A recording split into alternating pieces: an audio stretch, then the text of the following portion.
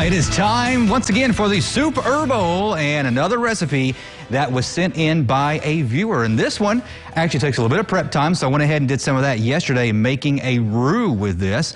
And I'll explain more about what a roux here is in just a second. We're going to go ahead and get this all fired up here and start getting some cooking taking place. So let's go ahead and show you the recipes though, to kind of show you what all is in this. And it is a chicken tortilla soup.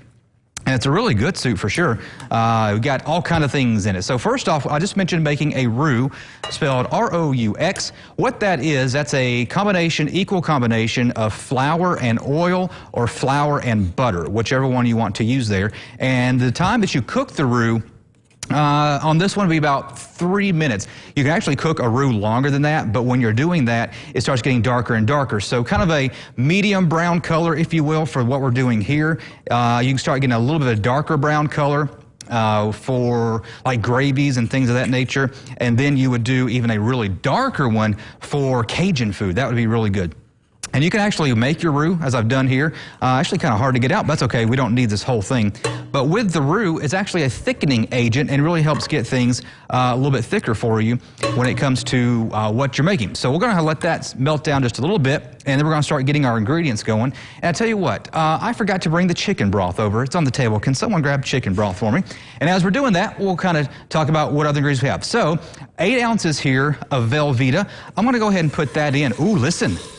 Ooh, sound effects.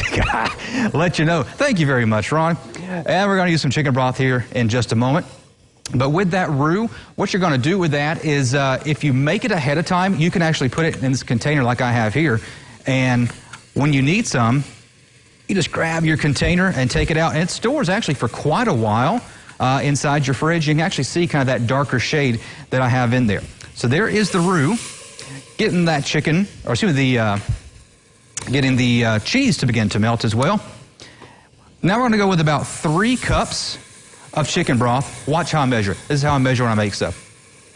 That's about 1. And that's about 2. And that's about 3. There we go. That's how I measure my chicken broth, because I absolutely love my chicken broth. Now with that cheese, the Velveeta cheese, it'd be advisable to break that up with your spoon or your spatula, your ladle, whatever you're using at the moment, because that's just going to help it melt a lot quicker. Also with that, we're going to throw in about a cup here of milk. I went with a 2% milk. I didn't go with skim on this one because with a 2%, it has a little bit of fat, not a whole lot to it. And then we're going to take a can of Rotel. Rotel is tomatoes and some diced chilies. And I'm not going to drain this either. We're going to let that be part of the fluid, the liquid that goes with it. So we're going to add the Rotel in there as well. Then with that, we are going to add in just a couple of spices. We're going to add in about a teaspoon here of chili powder, and then we're going to add in a teaspoon of cumin with that as well. And it's going to basically just stir it up and let everything start to meld together, let it all start to melt. And when this is done, you will then add in your chicken breast, which I have some chicken breast that we'll put inside here. And then, because of course, you want more cheese, right? I've taken some shredded cheese here. This is a sharp cheddar cheese. And what I've also done is I have chopped up some green onion. That will go on top as garnish. That does not get mixed into here. And then, of course, we mentioned tortilla soup, right? Probably saying, well, where's the chips, Joe? What's going on? We have some very, very colorful tortilla strips here.